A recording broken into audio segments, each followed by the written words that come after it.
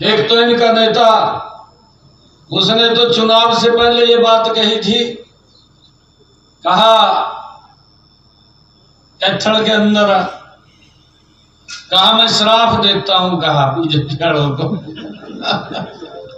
इस प्रकार के अभाव भले जी, कहा वोट देगा क्या करेंगे, कहा इसने कहा।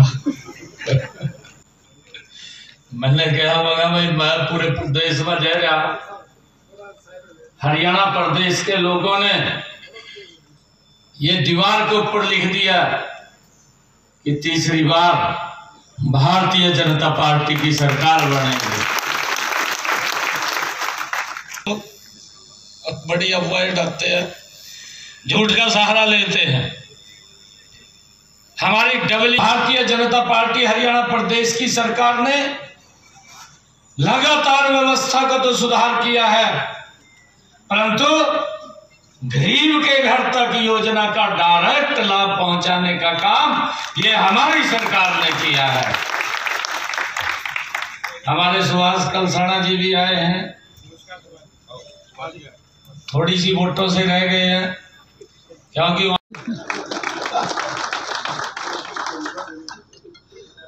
मैं कहा भाई जो आपके क्वेश्चन हम उत्तर देंगे क्यों नहीं, हमारी ड्यूटी है उत्तर देना कि हमने क्या क्या काम किए हैं।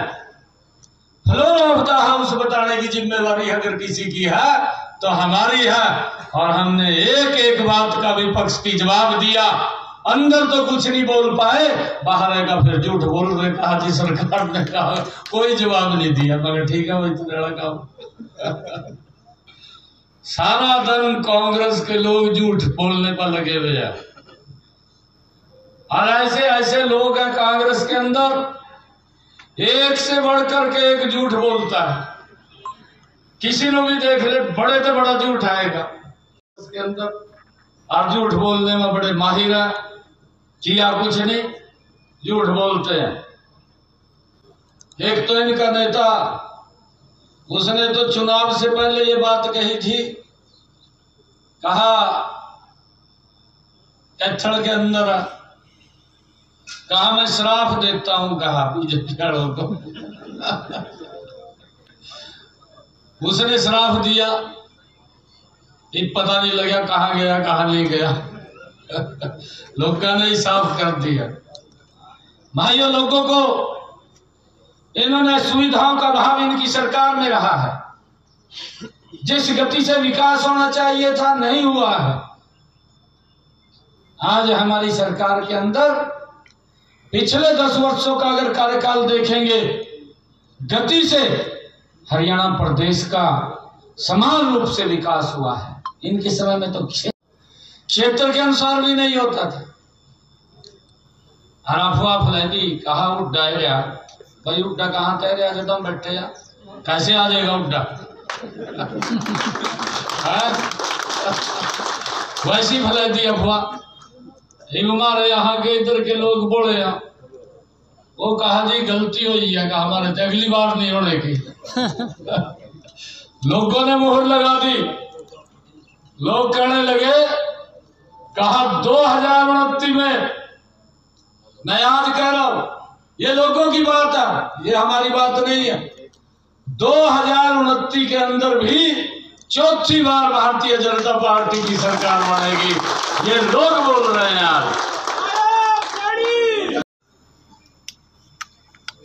बहुत बड़ी बहुमत के साथ यहां से कमल का फूल खिलाने का काम वो लाडवा की सरदारी ने किया है। मैं दिल से बहुत बहुत धन्यवाद। हमारी ये तीसरी टर्म की सरकार ये तीव्र गति से काम कर रही है, आगे भी करेगी। हमने कहा था बड़ी बड़ी समस्याओं का समाधान। हमने अभी विधानसभा चल रही थी, हमने विधानसभा के अंदर बड़े क्वेश्चन विपक्ष ने किए, वहां भी हवा फैलाई दी। कहा जी विपक्ष मजबूत है, और ये तो नए आदमी है। मैंने कहा कोई बात नहीं भाई, एक भी विपक्ष का व्यक्ति उसको बिल लेकर के आए, उसको पास किया और हमने कहा कि जो 20 साल से ज्यादा पट्टेदार जमीन के ऊपर बैठा है उसके पास से कलेक्टरेट लेकर के उसके नाम करा दो, और जो घर पंचायत की जमीन में है उसका भी कलेक्टरेट लेकर के उसके नाम कर दो, ताकि ये सारे के सारे झगड़े खत्म हो जाए। अभी हमारे मन से बोल रहे थे 100 गज के प्लाट की बात। जब मैं 12 मार्च को प्रदेश के मुखिया के तौर के ऊपर जिम्मेवारी ली थी, मैंने देखा ये हुड्डा साहब तो बोलते रहते थे ना कांग्रेस के लोग 100 गज के प्लाट की, ना किसी को कागज दिया ना कब्जा दिया, लोग चक्कर काटते रहते थे।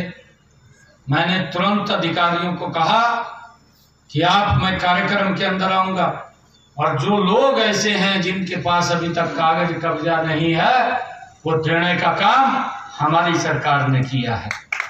हमने आप सभी भाइयों से मेरा नम्र निवेदन कि आप अपने अपनी सीट ग्रहण करें। सभी गाँव वासियों से मेरा हाथ जोड़कर निवेदन कि मुख्यमंत्री जी मंच पर आ चुके हैं, आप कृपया अपना स्थान ग्रहण कर लें।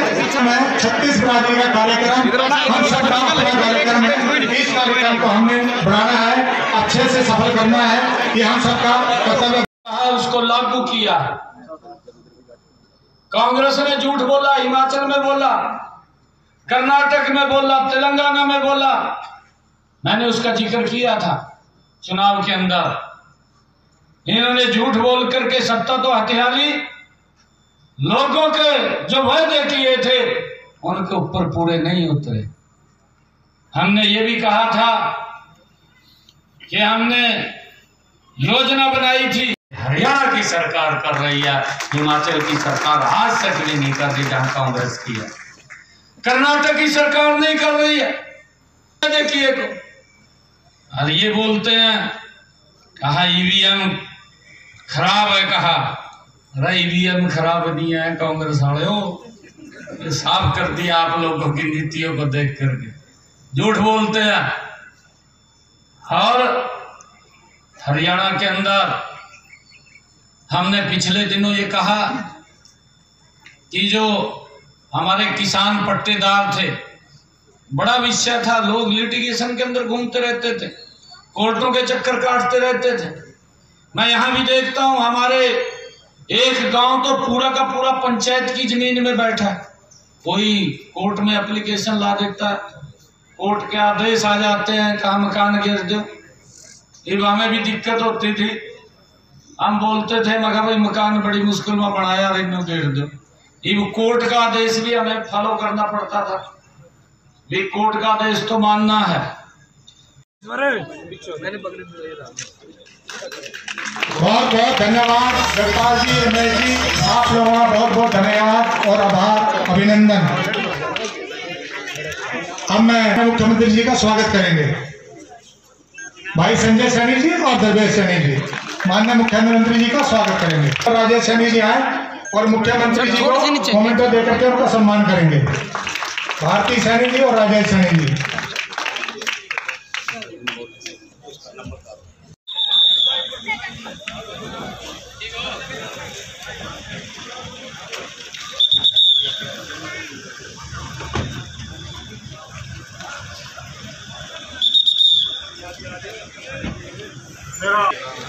जिसकी किसी सज्जन को जहाँ जगह मिले कृपया बैठ जाए, व्यवस्था को हम आगे रखें। आज हमारे बीच में हमारे हमारे यशस्वी मुख्यमंत्री श्री नारायण सैनी जी हमारे बीच में पहुंच चुके हैं। किया जा रहा है, एक साइड में आ जाओ जी, हमारे कहा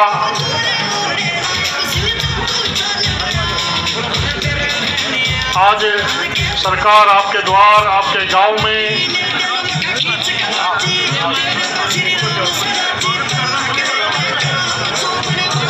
माननीय मुख्यमंत्री जी गांव बीड़ पिपली में आप सभी गांव वालों के बीच में पहुंच चुके हैं। मुख्यमंत्री जी का पुष्प मालाओं के साथ में स्वागत किया जा रहा है। बहुत बहुत आभार, मुख्यमंत्री जी का धन्यवाद।